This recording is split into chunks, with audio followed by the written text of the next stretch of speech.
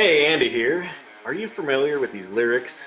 Get your motor running, head out on the highway, looking for adventure, and whatever comes our way. That's from Steppenwolf's 1968 hit song, Born to be Wild. And today's trivia question is, what kind of car actually inspired those lyrics? If you know, drop it in the comments below. The answer is at the end of this video, but first we're going to put the pedal to the metal and talk about one of the most important decisions you need to make when buying a car. Do you want front-wheel drive or rear-wheel drive? How your car accelerates and handles has a lot to do with whether you have front-wheel drive or rear-wheel drive. Is one better than the other? Which style suits your needs? Ultimately, it depends on your budget, conditions you drive in, and how you want to get from point A to point B. In a front-wheel drive vehicle, the engine is typically mounted transversely, or crosswise in the engine compartment.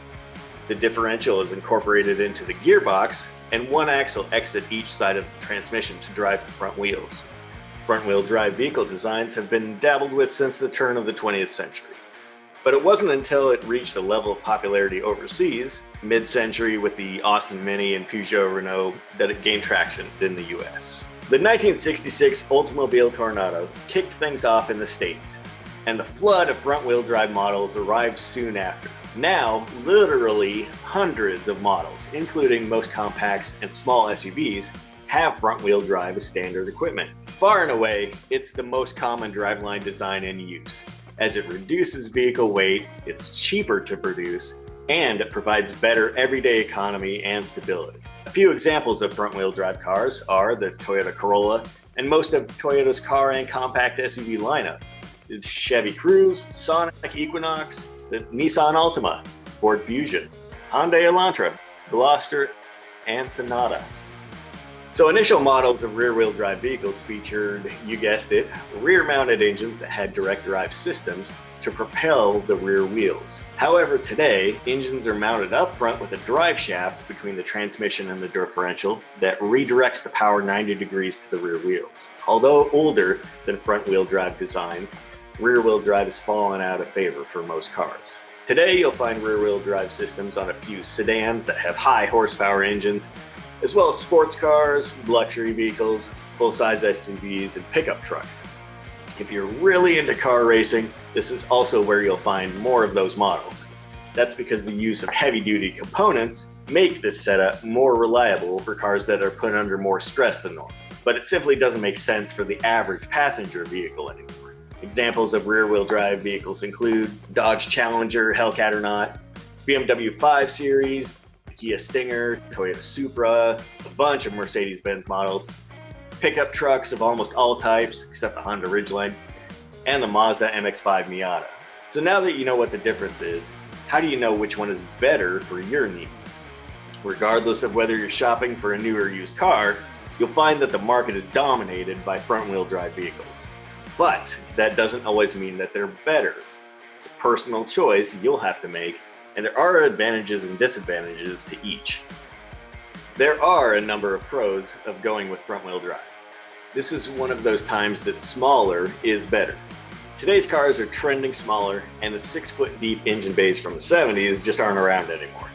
With front-wheel drive, the engine, transmission, and driveline all fit in the same engine compartment, allowing for smaller vehicles. The design of front-wheel drive systems sheds hundreds of pounds off a similarly powered rear-wheel drive system. With less mass to haul around at all times, it trims the amount of fuel the engine needs to burn. Since all the drivetrain components are up front, under the hood, the interior floor can be flat, which makes the fifth member of your carpool more comfortable in that middle seat.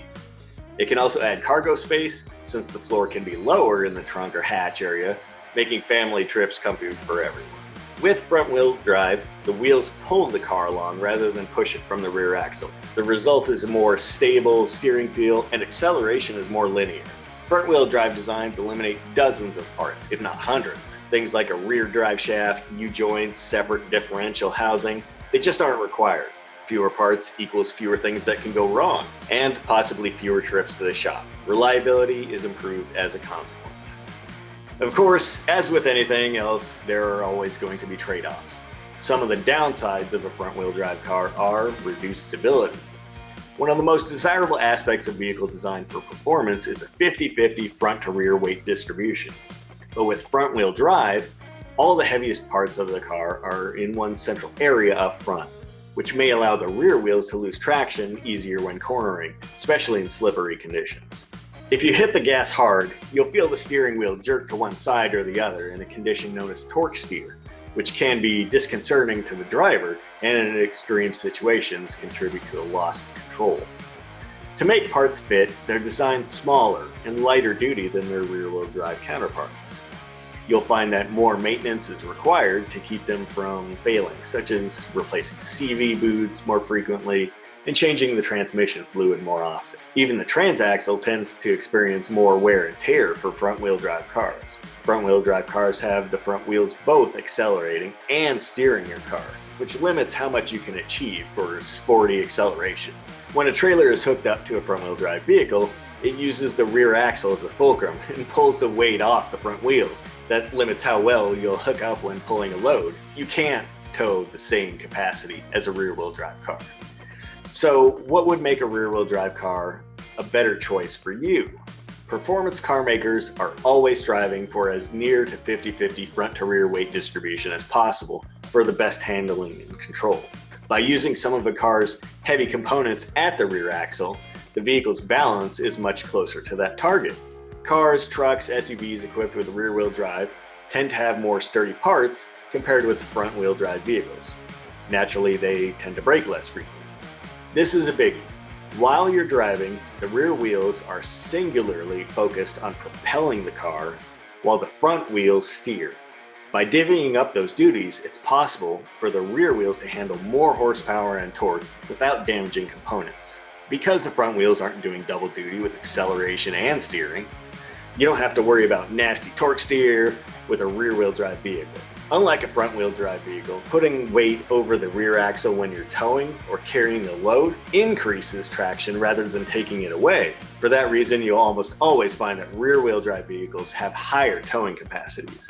It takes a toll on front-wheel drive cars to use front tires to steer, accelerate, and brake. Since the drive wheels on a rear-wheel drive vehicles don't steer, it evens out the tire wear. You might find that tires actually last longer under similar driving conditions. Of course, there's two sides to every coin, and there are valid reasons that front-wheel drive is becoming the more popular drivetrain. These are a few disadvantages of rear-wheel drive vehicles to take into consideration.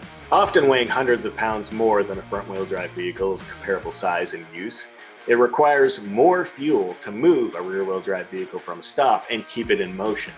How much more is proportional to the size of the vehicle? A large spinning drive shaft and more rear axle componentry add areas that can rob horsepower.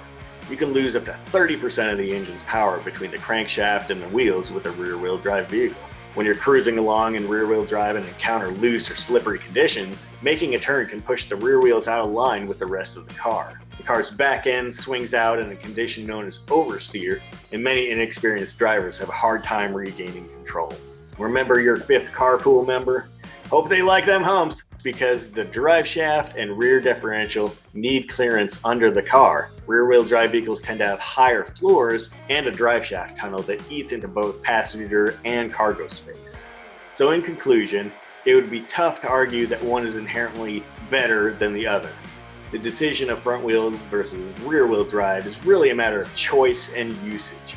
If you are looking for the most efficient compact model that's easy to drive, typically requires less maintenance, front-wheel drive might be for you. If your lifestyle involves performance-style driving or towing and hauling, then rear-wheel drive is likely the better option. Astute viewers might have realized we skipped over one thing: all-wheel drive. Well, we're running out of time here, so we'll have to save that discussion for another video. So which option do you prefer? Leave it in the comments below, and don't forget to give a thumbs up to this video if you like the content, and subscribe to our channel for more guides, how-tos, and obscure trivia. And speaking of obscure trivia, the inspiration for Born to Be Wild, it was the songwriter's first car, the Ford Falcon, which, if you must know, was rear-wheel drive. Coincidence? I think not.